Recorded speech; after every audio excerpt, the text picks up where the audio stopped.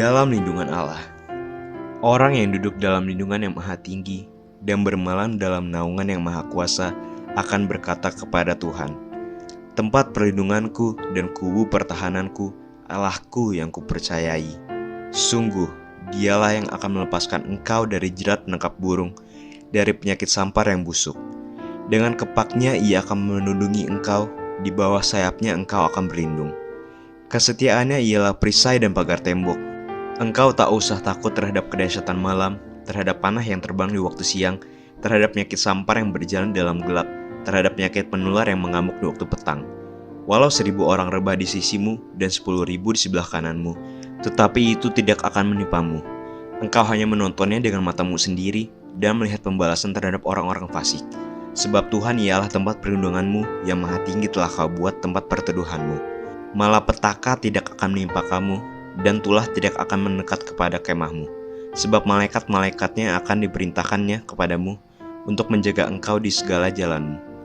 Mereka akan menatang engkau di atas tangannya, supaya kakimu jangan terantuk pada batu. Singa dan ular tedung akan kau langkahi, engkau akan menginjak anak singa dan ular naga. Sungguh, hatinya melekat kepadaku, maka aku akan meluputkannya. Aku akan membentenginya sebab ia mengenal namaku. Bila ia berseru kepadaku, aku akan menjawab.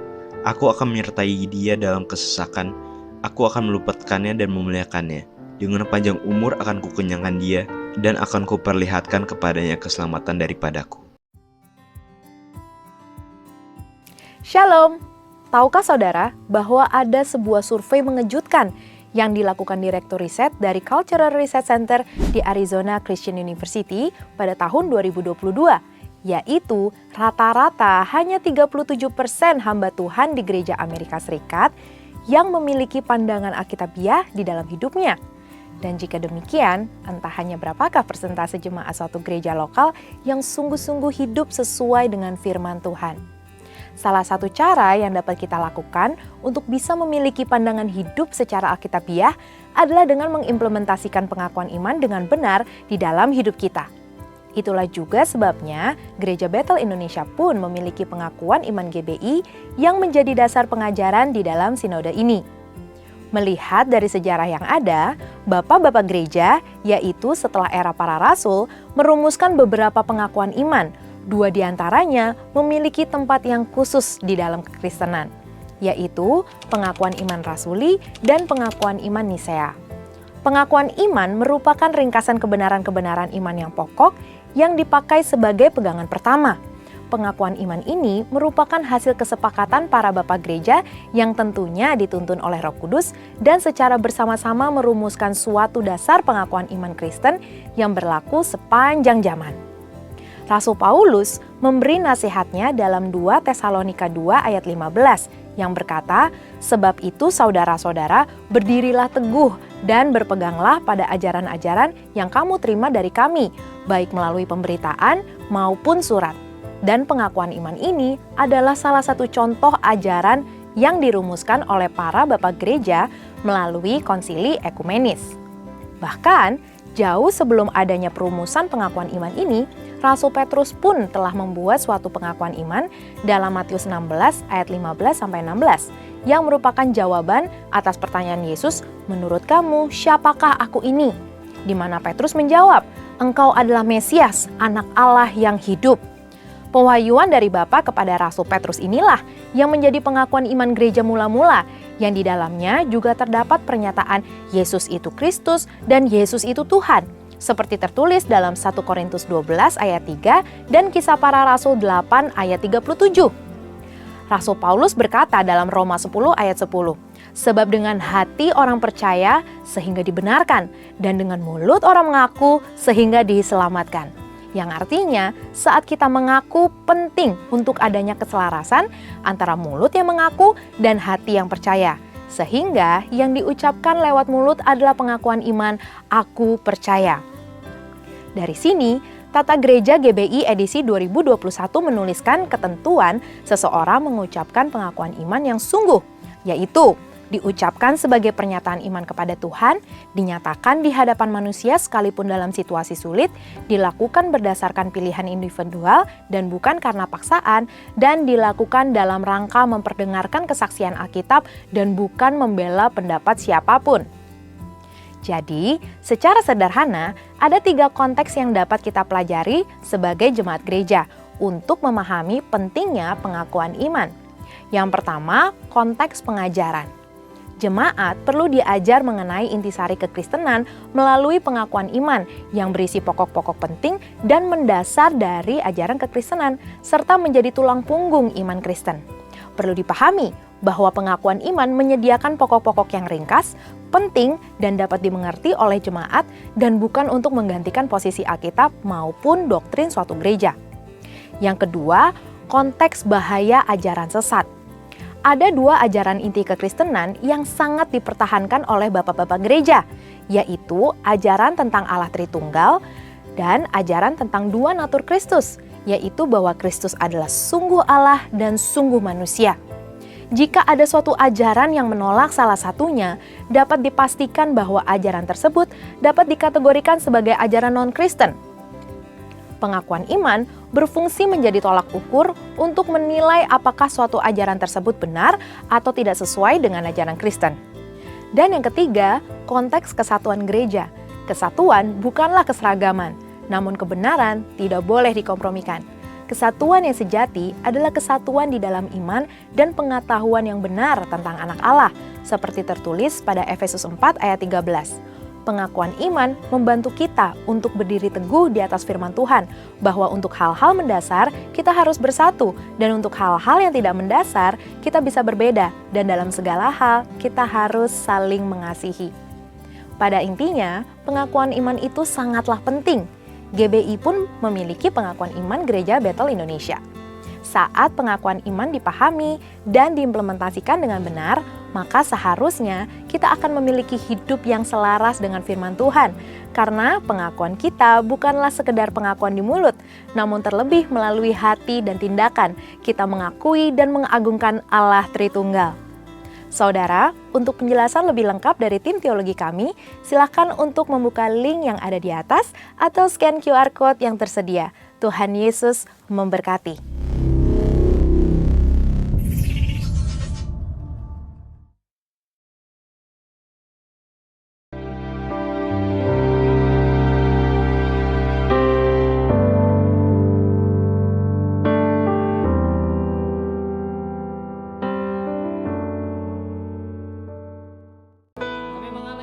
Hari ini dan kami mau bersuka cita karena kebaikan-Mu dahsyat. Kami bersorak-sorai karena kami percaya kemenangan menjadi bagian kami. Kami percaya Roh-Mu bekerja dalam kami. Terobosan mujizat penuaian terjadi. Tepuk tangan sekali lagi bagi Allah kita. Haleluya. Sorakan sorakan haleluya.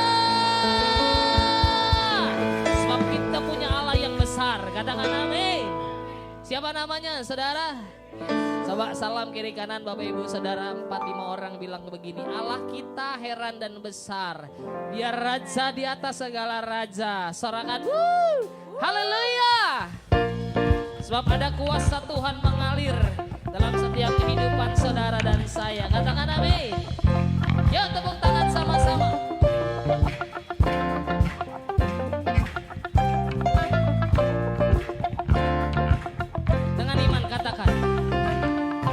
Apapun yang ku alami, selalu ada kebaikan-Mu.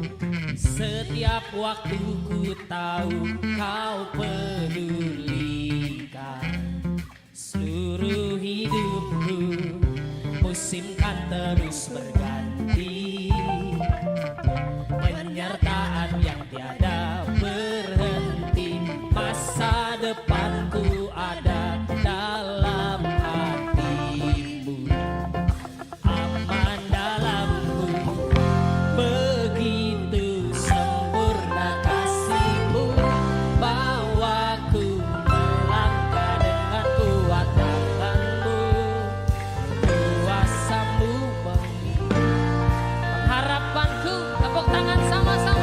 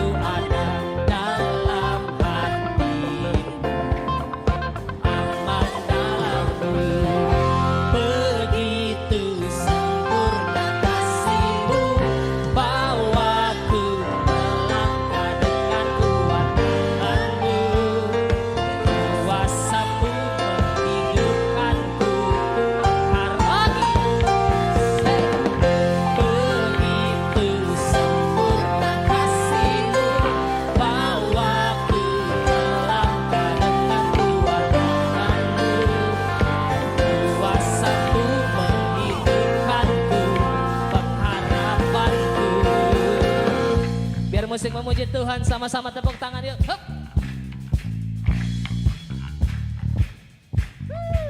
Yuk angkat tangan sama-sama. Nah.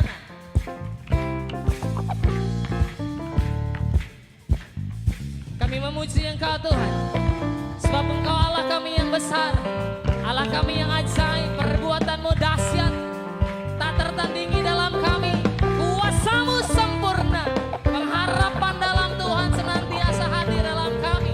Yuk, tepuk tangan sama-sama.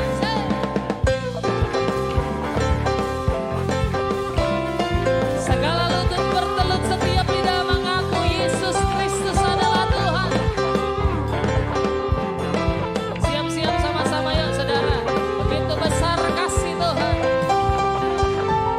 Begitu sempurna kasih-Mu, bawaku melangkah dengan Tuhan-Tuhanku.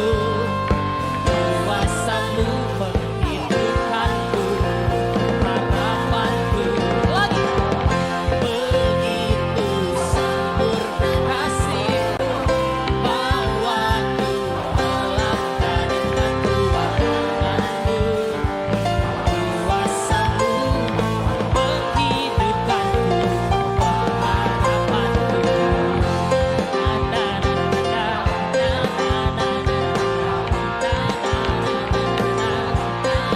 Ayo sama-sama katakan.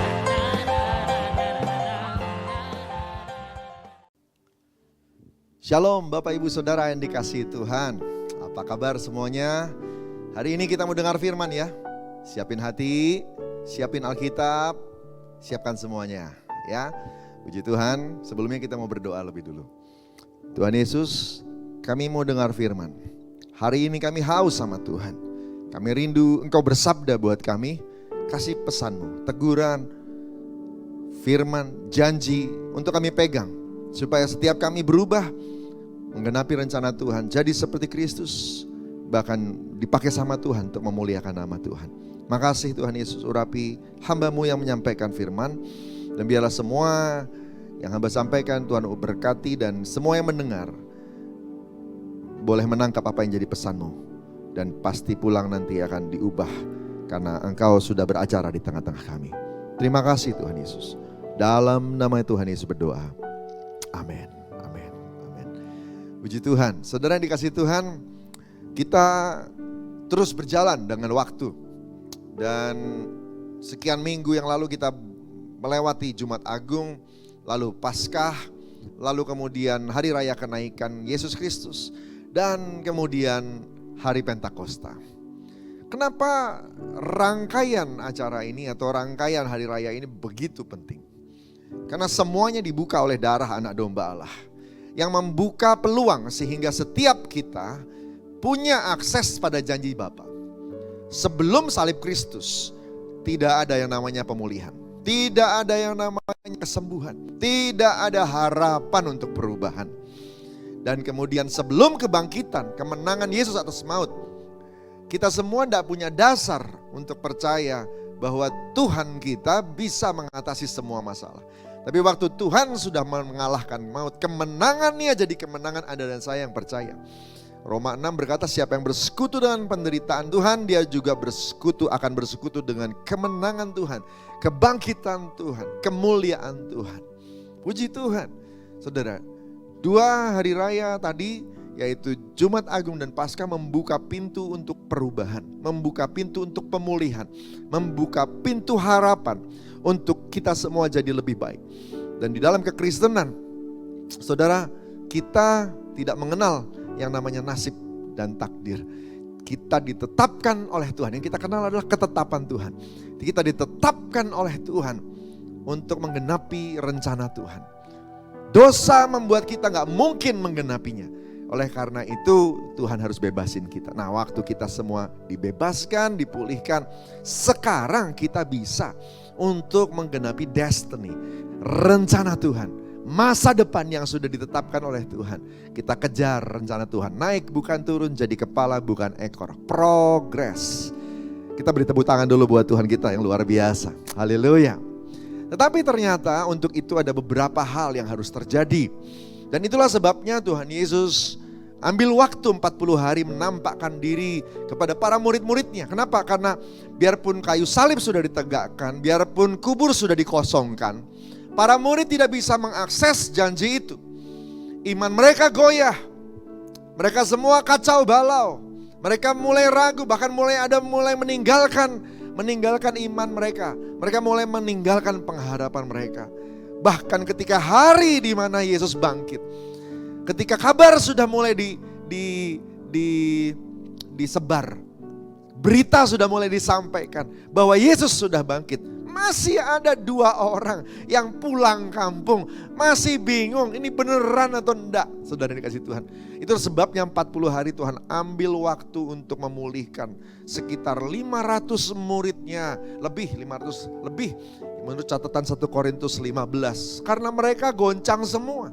Saudara, artinya kebangkitan, korban di kayu salib dan kebangkitan Kristus mesti diakses dengan hati yang teguh, hati yang percaya, hati yang solid, hati yang murni, hati yang bersih. Itu sebabnya Tuhan Yesus memulihkan semua hati yang bisa dipulihkan. Selama 40 hari 500 orang lebih Tuhan Yesus pulihkan. Ketika hari kenaikan, Tuhan Yesus kasih perintah, tinggal di Yerusalem untuk janji Bapa. Bukan gak dikasih tahu loh, nanti di Yerusalem berdoa, nunggu di Yerusalem mau ngapain. Dikasih tahu. Anda baca sendiri nanti di Kisah Rasul 1. Ya, dikasih tahu sama Tuhan untuk janji Bapa soal Roh Kudus. Ya, dikasih tahu, saudara, dikasih Tuhan. Tapi kalau menurut para ahli Alkitab yang menyaksikan Yesus naik ke surga itu sekitar 500 orang lebih. Ternyata belum sampai di kejadian di hari Pentakosta di Kisah Rasul 2. Masih di Kisah Rasul 1, saudara dikasih Tuhan. Ayat 15. Ternyata yang kemudian sampai di Yerusalem cuma 120. Cuma 120. Masih soal hati, saudara dikasih Tuhan. Hati yang percaya harus ada tindakannya. Dan kemudian saudara dikasih Tuhan, mereka belum mulai doa apa gitu ya saudara dikasih Tuhan. Enggak, mereka beresin dulu keuangan yang berantakan ditinggal oleh Yudas. Dan hari itu beberapa orang dipilih untuk kemudian menggantikan Yudas dan akhirnya beres, saudara dikasih Tuhan. Jadi ketika hati yang percaya dipulihkan, maka hati yang beres soal keuangan itu juga perlu dibereskan. Kenapa? Karena dari dulu belum pernah ada ayat lain yang menjelaskan atau pribadi atau figur lain yang dipakai sama Tuhan sendiri untuk dibandingkan dengan dirinya. Cuma uang, mamon, saudara. Sebelum terima kuasa dan mengakses janji Tuhan, kita perlu bereskan hati dari semua dosa, dari semua ketidaktulusan, dari semua ketidakmurnian, dari semua keraguan. Kita beresin hati kita. Tapi juga beresin hati kita dari cinta uang. Dari cinta uang. Waktu semuanya sudah dibereskan, 120 ini ngelewatin ini semua. 120 orang. Di Kisah Rasul 2, baru Roh Kudus dicurahkan. Baru Roh Kudus dicurahkan. Ini sejalan, apa yang saya sampaikan ini sejalan dengan semua firman yang dinubuatkan oleh Yesaya, Yehezkiel, Yeremia, saudara. Bahwa untuk roh yang baru itu turun, butuh hati yang baru. Hati yang baru. Ya. Nah, saudara dikasih Tuhan, pesan ini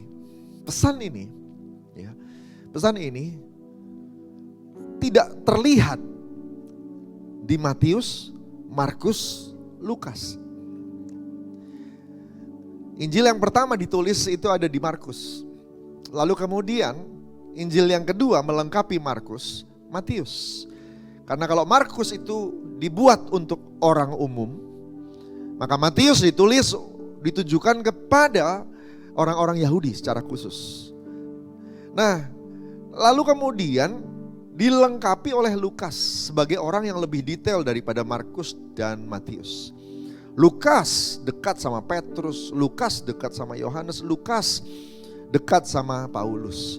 Jadi dia punya sumber banyak ya. Kalau menurut tradisi Markus menulis Injil Markus dari cerita Petrus.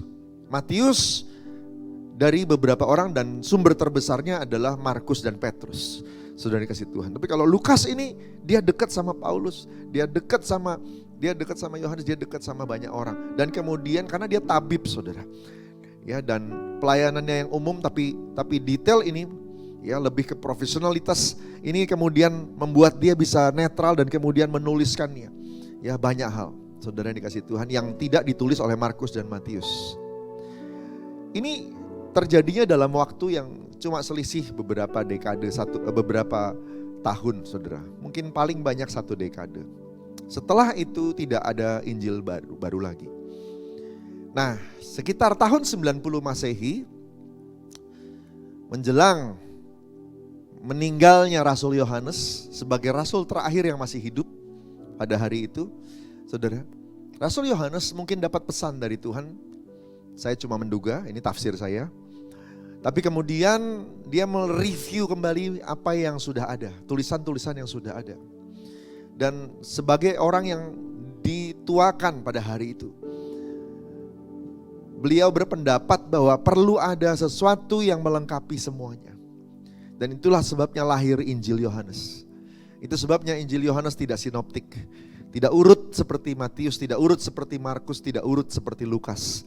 Karena tujuannya adalah melengkapi yang masih kurang dari yang sudah ada. Dari yang sudah ada. Nah, ada banyak tulisan di Injil Yohanes yang cerita tentang Yesus tapi tidak ada di Matius, tidak ada di Markus, tidak ada di Lukas. Ya. Karena menurut Rasul Yohanes ini sangat penting, cuma nggak ditulis. Nah, ini dijelasin, Saudara. Nah, salah satu bagian dari Injil Yohanes yang penting itu ada di pasal 14, 15, 16, 17. Khotbah pengajaran dari Tuhan Yesus dan ditutup dengan doa Tuhan Yesus kepada Bapa. Saudara yang kasih Tuhan, Yohanes 14, 15, 16, 17. Kalau Anda review semuanya, isinya tentang Roh Kudus. Isinya dihubungkan dengan kenaikannya, dengan janjinya, bagaimana menjaga relation dengan Tuhan, mencintai Tuhan, dan kemudian kepenuhan Roh Kudus, buah Roh, sampai Roh Kudus itu ngapain aja dalam hidup kita. Ya. Menurut Tuhan, kalau Anda review Yohanes 14, 15, 16, 17. Kita orang percaya tidak bisa sempurna. Tidak bisa melakukan firman Tuhan. Tidak bisa untuk menggenapi rencana Bapa sendirian. Kita perlu Roh Kudus. Kita perlu Roh Kudus. Nanti kita mau ambil satu penggal saja karena gak cukup waktunya untuk mereview semuanya. Saya cuma mau ajak kita baca Yohanes 16, Saudara ya. Itu pun cuma ayat 7 sampai 13 ya. Tetapi sebelum itu saya mau ajak kita nyanyi ya. Minta Roh Kudus. Minta Roh Kudus. Minta hari ini dipenuhi. Kalau sudah pernah baptis Roh Kudus, minta dipenuhi lagi. Buat Anda yang belum pernah dibaptis Roh Kudus, minta. Kenapa? Kita perlu Roh Kudus. Kita perlu Roh Kudus. Amin. Oke, yuk kita sama-sama angkat lagu ini. Roh Allah yang hidup penuhiku, Roh Allah yang hidup pulihkanku, turunlah urapan ke atasku, membangkitkan kuasa-Mu, membebaskan hidup yang terbelenggu, memulihkan hati mereka yang terluka, serta mencelihkan mata yang buta. Jadikan hidupku alatmu, penuhi urapan baru, menyatakan kebesaran kuasa-Mu. Oh, membebaskan hidup yang terbelenggu. Bebaskan kami Tuhan, hati mereka yang terluka, pulihkan, mencelihkan mata yang buta. Buka mata kami, jadikan hidupku alat-Mu, dipenuhi urapan baru, menyatakan kebesaran kuasa-Mu. Jadikan hidupku alat-Mu, dipenuhi urapan baru, menyatakan kebesaran kuasa-Mu. Sekali lagi katakan, jadikan hidupku alat-Mu, dipenuhi urapan baru, menyatakan kebesaran kuasa-Mu. Kita berikan tepuk tangan buat Tuhan kita. Haleluya. Roh Kudus perlu turun supaya seperti lagu tadi bisa membebaskan kita dari belenggu-belenggu yang menghalangi kita berkembang, progres, pulih, sembuh. Mencelihkan mata yang gak bisa ngelihat rencana Tuhan, gak bisa lihat hati Tuhan, gak bisa lihat maunya Tuhan, gak bisa ngelihat yang baik dan buruk. Memulihkan kita, memakai kita jadi alat Tuhan. Saudara dikasih Tuhan, kita perlu Roh Kudus. Kita perlu Roh Kudus. Oke. Yuk kita baca firman Tuhan. Yohanes 16 ayat 7 sampai dengan 13. Namun benar yang kukatakan ini kepadamu adalah lebih berguna bagi kamu jika aku pergi. Sebab jikalau aku tidak pergi, penghibur itu tidak akan datang kepadamu. Tapi jikalau aku pergi, aku akan mengutus dia kepadamu. Dan kalau ia datang, ia akan menginsafkan dunia akan dosa, kebenaran dan penghakiman. Akan dosa karena mereka tetap tidak percaya kepadaku. Akan kebenaran karena aku pergi kepada Bapa dan kamu tidak melihat aku lagi.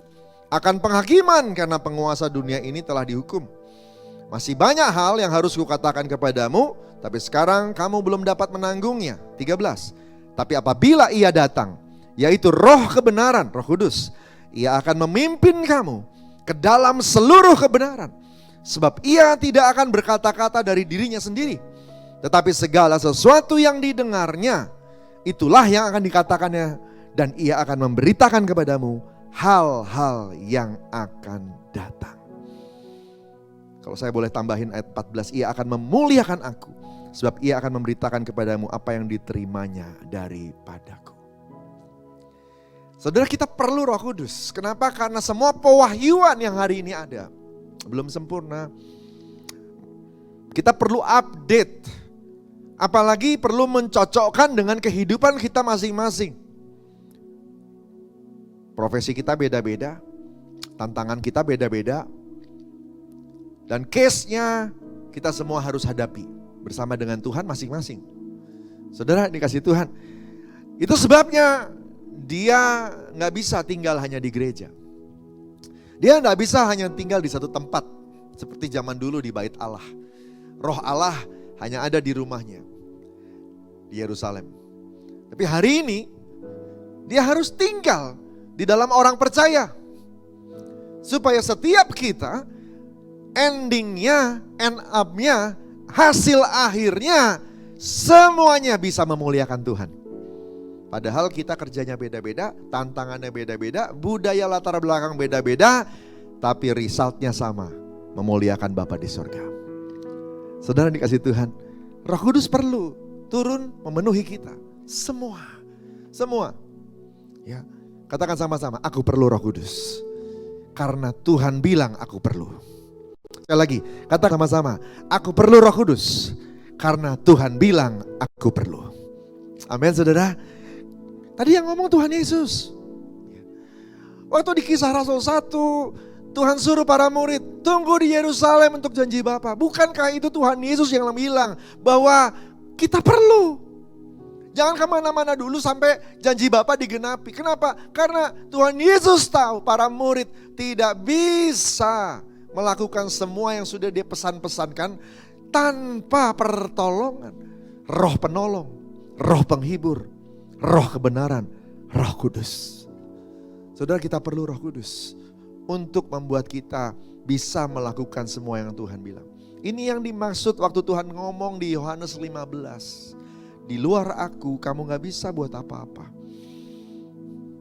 Supaya bisa berbuah harus ada Roh Kudus. Roh Kudus yang menolong kita berbuah. Namanya juga buah roh. Buah yang sifatnya spiritual. Mana mungkin sesuatu yang spiritual itu dihasilkan oleh daging. Tidak bisa. Hanya spiritual bisa menghasilkan spiritual. Itu sebabnya Roh Kudus perlu turun nolong Anda dan saya, memenuhi kita bisa menghasilkan hal-hal yang baik, perubahan diri yang baik, saudara dikasih Tuhan. Dan yang paling simple adalah menyadarkan kita akan kesalahan.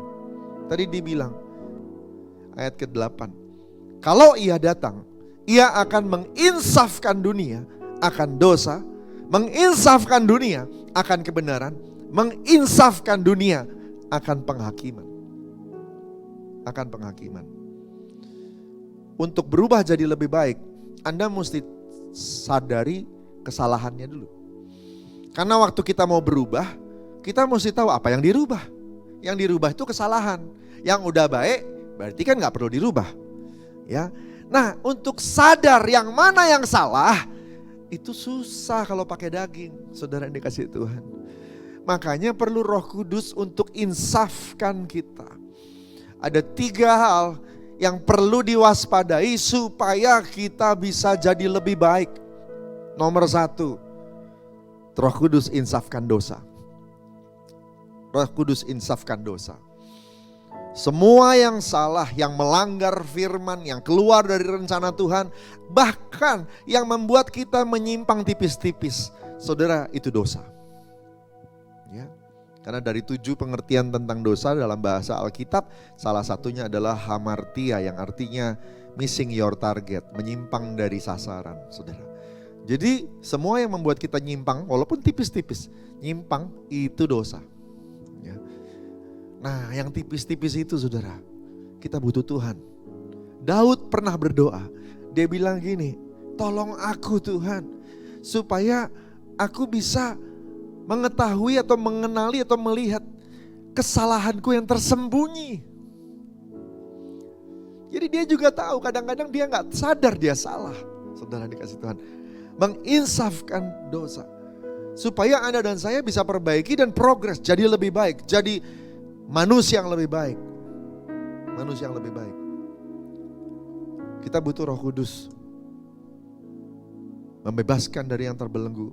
Mencelikkan mata yang tidak terbuka. Sudah dikasih Tuhan. Jadi nampak gitu loh. Salahnya di mana? Oh, aku ternyata terlalu sombong. Oh, aku ternyata masalahnya adalah cinta uang. Oh, ternyata aku masalahnya adalah kerendahan hati. Oh, ternyata aku masalahnya adalah gak terbuka. Oh, aku ternyata masalahnya adalah komunikasi. Oh, ternyata aku masalahnya adalah hubungan dengan sesama. Gak baik. Karena kalau kita melihat diri kita benar terus, wah berat saudara, kita gak bisa jadi sempurna. Orang yang bisa disempurnakan adalah orang yang tahu bahwa dirinya tidak sempurna. Ya, saudara, Roh Kudus perlu merubah kita. Waktu Anda kerja di kantor, menurut Anda udah bagus kerjaannya. Lalu bos marah-marah. Bos bilang, kerjamu udah bagus, kamu gak nyampe target. Ya, kamu ganggu yang lain. Atau kerjaanmu mengganggu stabilitas dan sebagainya. Kita bingung. Maksudnya apa? Orang saya kerjanya bagus-bagus aja dan sebagainya. Itu loh. Ya, padahal udah ditunjukin, target nggak sampai. Ya, komunikasi tidak terjalin, mengganggu yang kiri kanan dan sebagainya. Berarti ada yang harus diperbaiki, tapi nggak bisa lihat. Kenapa? Itu contohnya. Ya, itu contohnya. Saudara, bahkan untuk di dunia kerja saja, kita butuh Roh Kudus supaya kita bisa improve, bisa lebih baik. Jadi kalau Anda penuh Roh Kudus, akan mudah untuk dengar. Oh, tidak sampai target ya. Oh, ganggu sesama ya. Oh, komunikasi kurang bagus ya. Perbaiki komunikasi. Oh, perbaiki hubungan dengan sesama.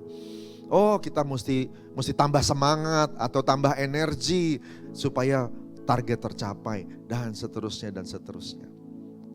Orang yang gak sadar akan kesalahan ini, yang ada cuma gini, bosnya jahat, oh dunia kerja memang kejam, udah kerjanya cuma nyalahin terus, salahin atas, salahin kiri, salahin kanan, salahin kompetisi dan sebagainya. Saudara dikasih Tuhan, ya itu namanya game of blame, ya blaming game, menyalahkan kiri, menyalahkan kanan dan tidak pernah nyalahin diri sendiri. Padahal sebenarnya kita bisa perbaiki diri. Betapa hebatnya pengaruh Roh Kudus. Karena kalau Roh Kudus benar-benar ada dalam diri seseorang, dia akan mudah memperbaiki kesalahannya. Penting banget kan untuk improve. Kalau Anda punya karyawan, lalu kemudian Anda lihat ada satu orang atau dua orang, dua-duanya waktu masuk kerja itu tidak bisa kerja atau kurang bisa kerja. Tetapi kemudian engkau ajarin mereka dari waktu ke waktu, ditegur, dilatih. Suatu hari kamu yang bos ini melihat keuangan perusahaanmu tidak cukup. Satu orang harus dipecat. Dari dua orang ini, yang satu selalu memperbaiki diri. Yang satu lagi tidak pernah memperbaiki diri. Udah diajarin begitu terus.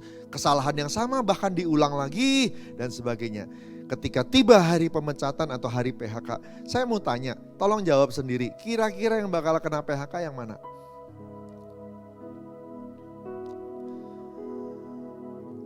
Betapa bagusnya kemampuan memperbaiki diri dari waktu ke waktu. Saudara dikasih Tuhan, mungkin hari ini gak kelihatan. Mungkin hari ini seperti kayaknya gajimu segitu-segitu aja. Mungkin kayak gak ada penambahan dan sebagainya. Tapi ternyata engkau sebenarnya dilindungi. Saya bukan hanya bicara soal dunia kerja. Banyak hal. Hubungan kita dengan sesama, dengan keluarga besar. Hubungan kita dengan masyarakat. Dalam dunia pendidikan. Kehidupan kita di gereja. Kehidupan kita di keluarga. Sudah dikasih Tuhan. Kita butuh Roh Kudus. Menginsafkan akan dosa. Nomor 2. Menginsafkan akan kebenaran. Kenapa perlu diinsafkan? Karena jangan-jangan kebenaran yang kita pegang hari ini belum benar.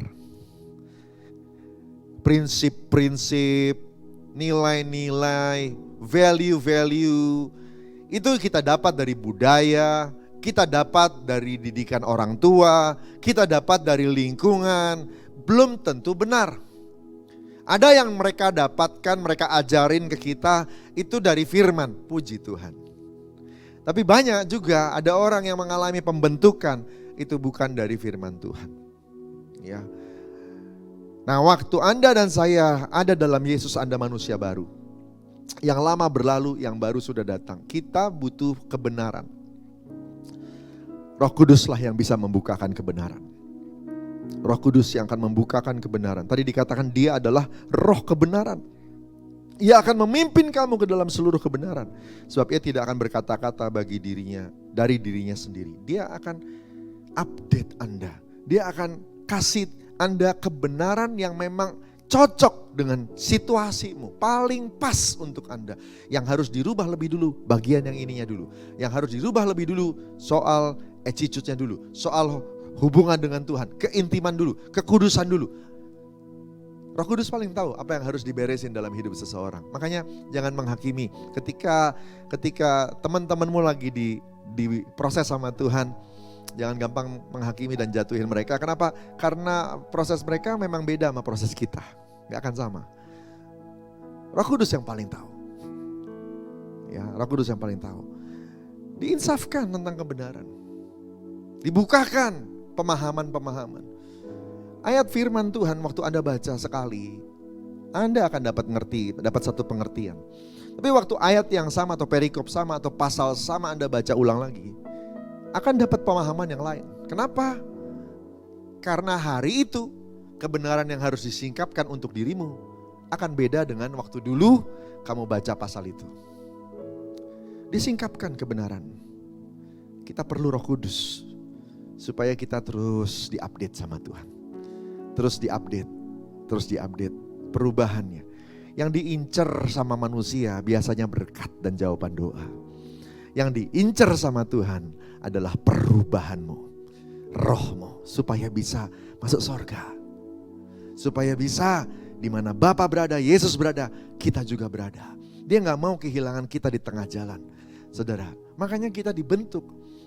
Itu yang diincar Tuhan. Tapi Tuhan tahu kita orang Kristen ngincernya berkat, ngincernya jawaban doa, pemenuhan kebutuhan. Makanya Tuhan sering pakai berkat jadi insentif supaya Anda maju. Tapi sebenarnya berkat atau jawaban doa bukan tujuan. Tujuan adalah kekekalan, saudara yang dikasih Tuhan. Bukan pemenuhan kebutuhan. Oke, kebenaran. Sampai pikiranmu berubah jadi pikiran Kristus. Terakhir, Tuhan insafkan akan penghakiman. Bahwa semua yang engkau tabur pasti dituai. Ada satu hukum yang tidak dibatalkan dari sejak kitab Kejadian sampai hari ini. Di kayu salib tidak dibatalkan, ya, yaitu prinsip tabur tuai. Prinsip tabur tuai. Bahwa Tuhan melihat apa yang engkau lakukan di bumi dan engkau dinilai dari apa yang engkau perbuat. Saudara yang dikasihi Tuhan. Betul soal keselamatan itu dari iman. Tetapi soal mahkota, pengurapan, kepercayaan, favor, perkenanan, sorry, bukan anugerah. Saudara, dari apa yang kau lakukan. Perbuatan. Keselamatan dari iman. Tapi yang lain semuanya tergantung apa yang kau tabur. Kau tabur benar, akan ada penghakiman. Karena kata penghakiman di sini bukan konotasinya menghakimi dari surga kemudian langsung cuma memisahkan surga dan neraka, bukan hanya itu. Saudara dikasih Tuhan, kata penghakiman di sini adalah menetapkan engkau ini manusia level apa? Level 1, level 2, level 3 atau kualitasnya seperti apa? 1 Korintus 5 bilang satu kali kelak perbuatan atau kualitas hidup seseorang akan diuji dengan api. Nah, akan selamat sih selamat, tetapi siapa kamu? Perbuatanmu itu kualitas apa? Rumput kering, jerami, kayu, semuanya ini mudah terbakar. Angus, kenapa? Karena fana, tidak kekal. Atau engkau adalah manusia yang batu mulia, perak, emas, yang ketika dibakar justru tambah murni, tambah cemerlang. Ini penghakiman. Semua kita oleh Roh Kudus dihakimi.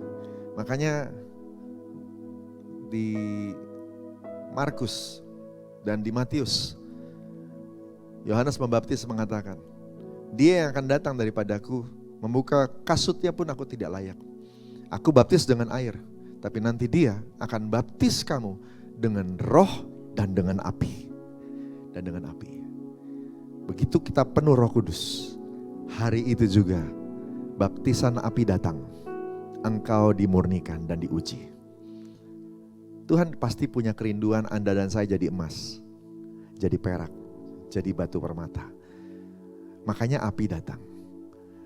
Tapi pilihan kita kadang-kadang membuat kita jadi rumput kering, jerami, dan kayu. Kita butuh Roh Kudus supaya tidak memilih yang salah. Kita pilih yang benar. Saudara dikasih Tuhan, dihakimi supaya jadi murni. Roh Kudus tolong Anda dan saya. Amin. Jadi kalau hari ini lagi ngalami hal-hal yang gak enak, mungkin kamu lagi diuji, keluarlah sebagai pemenang. Minta tolong sama Roh Kudus. Ya, jangan nyerah, terus jalan sama Tuhan. Tuhan tetapkan engkau untuk jadi seperti Kristus. Itu ketetapan Tuhan. Kalaupun mau dibilang nasib, itu nasib kita. Kita semua sebenarnya direncanakan untuk jadi seperti Kristus. Tuhan Yesus sendiri yang ngomong, sempurnalah engkau karena Bapakmu sempurna. Amin. Saudara dikasih Tuhan, puji Tuhan. Haleluya. Saya mau berdoa buat Bapak Ibu semua. Oh rabaya sikana namata kamaya sikana nabata kabaya sikana nabara bara bara labaya sakara bara bara labaya sakara bara bara. Come Holy Spirit, fall in this place. I need more and more of you. Fill me again with the power of your Spirit. Lord, I'm crying out for more. Come Holy Spirit, fall in this place. I need more and more of you. Fill me again with the power of your Spirit. Lord, I'm crying out for more. Come Holy Spirit, fall in this place. Mari Roh Kudus. I need more and more of you. Fill me again with the power of your Spirit. Lord, I'm crying out for more and more of you. Mari bahasa roh sama-sama. Hikarani amaya sandarani amata kamaya sandarani amaya rani amaya rana mana namaya sakara da bara da bara da bara da bara da bara da bara. Oh namaya kanani amaya sandarani amata kamaya rana bara da bara da bara da bara da bara da bara da bara da bara da bara. Oh kanani amaya kasandarani amata kamaya sandarani bara da bara da bara da bara da bara. Penuhi kami kembali, penuhi kami kembali, penuhi ya Tuhan. Yang belum penuh Roh Kudus, baptis mereka. Beri bahasa-bahasa baru, karunia kau dari Roh mengalir dalam nama Yesus. Terima Roh Kudus. Sikaraya radia batakama ya sandara radia bayara bara bara bara bara bara. Sandara bara bara bara ya sikarara bara bara bara. Oh rabaya bara bara. Penuhi dengan Roh-Mu. Yang patah semangat bangkitkan. Tuhan yang lemah kuatkan. Yang sakit sembuh. Sembuh untuk dipenuhi, sembuh untuk dipakai sama Tuhan, sembuh, pulih supaya engkau bisa jadi kesaksian di dalam nama Tuhan Yesus. Tuhan, jamah semuanya ya Tuhan, jamah semuanya. Oriana dabataka bayashe. Kami perlu Roh Kudus, kami perlu Roh Kudus untuk menembus semua batasan-batasan yang menghalangi kami untuk bertumbuh, yang menghalangi kami menggenapi rencana Tuhan. Hanya Engkau Tuhan yang bisa membawa kami dalam kemenangan. Terima kasih Tuhan, terima kasih, terima kasih. Semua itu kami terima di dalam Tuhan Yesus.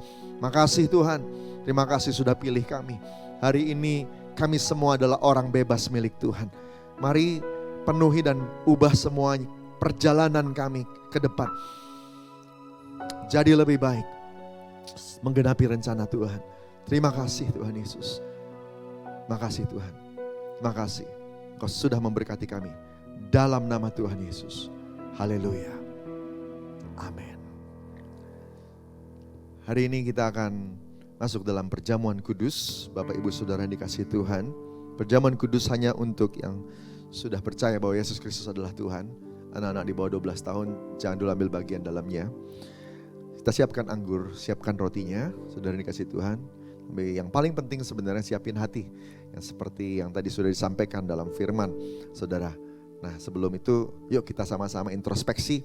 Kalau ada kesalahan, kalau Roh Kudus datang dan kemudian menginsafkan Anda, menegur Anda, mengingatkan Anda akan dosa, akan kebenaran yang mungkin Anda belum terima tadinya. Saudara yang dikasihi Tuhan, akan hal-hal yang kita lakukan tapi salah. Nah kita perlu minta ampun ya, supaya kita diberi kesempatan lagi untuk maju lagi dalam Tuhan, lebih dekat lagi dengan Tuhan. Amin. Saudara yang kasih Tuhan, yuk berdoa minta petunjuk Tuhan.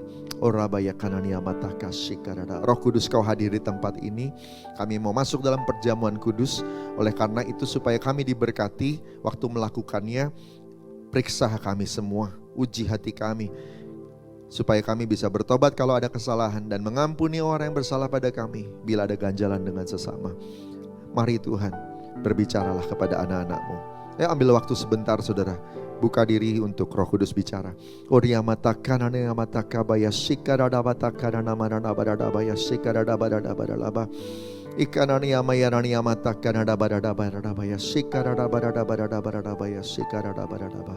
Terima kasih Tuhan, terima kasih. Terima kasih Tuhan Yesus, terima kasih. Kami akui kami gak sempurna, kami minta ampun untuk kesalahan kami. Dan juga Tuhan kami mengampuni semua yang menyakiti kami ya Tuhan. Kau sudah dengar doa anak-anak-Mu ya Tuhan. Biarlah apa yang mereka akui dan bereskan di hadapan-Mu Engkau ampuni sesuai dengan janji-Mu 1 Yohanes 1 ayat 9. Terpuji nama Tuhan. Dalam nama Tuhan Yesus, haleluya. Amin. Haleluya. Yuk ambil rotinya.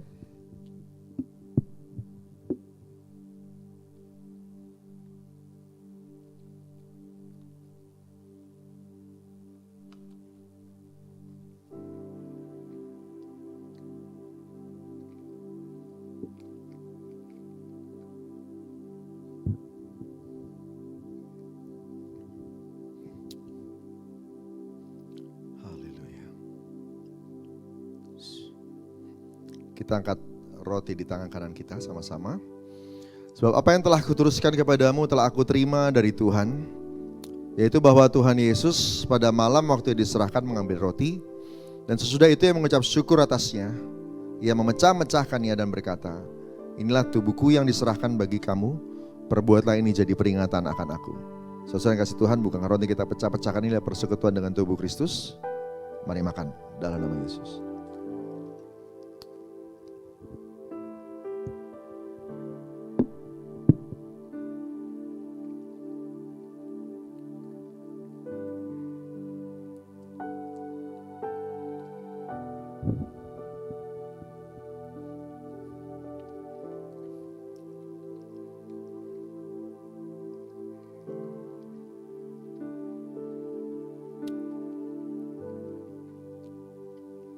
Kita angkat cawan di tangan kanan kita sama-sama. Demikian juga yang mengambil cawan sesudah makan lalu berkata, cawan ini adalah perjanjian baru yang dimeteraikan oleh darahku. Perbuatlah ini setiap kali kamu minumnya, jadi peringatan akan aku. Saudara yang kasih Tuhan, bukan cawan yang atasnya kita ucap syukur adalah persekutuan dengan darah Kristus. Mari minum dalam nama Yesus.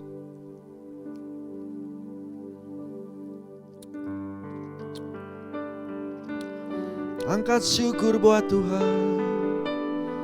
Terima kasih Bapa. Terima kasih Yesus Tuhan. Terima kasih oh Yesus. Terima kasih Tuhan. Ora bayar dia bataka mayasana namaya sana. Haleluya. Terima kasih Yesusku, terima kasih Yesusku. Puji syukur hanya bagi Tuhanku. Terima kasih Yesusku, terima kasih Yesusku. Puji syukur hanya bagi Tuhanku. Puji syukur hanya bagi Tuhanku. Oh, puji syukur hanya bagi Tuhanku. Beri tepuk tangan buat Tuhan Yesus. Haleluya.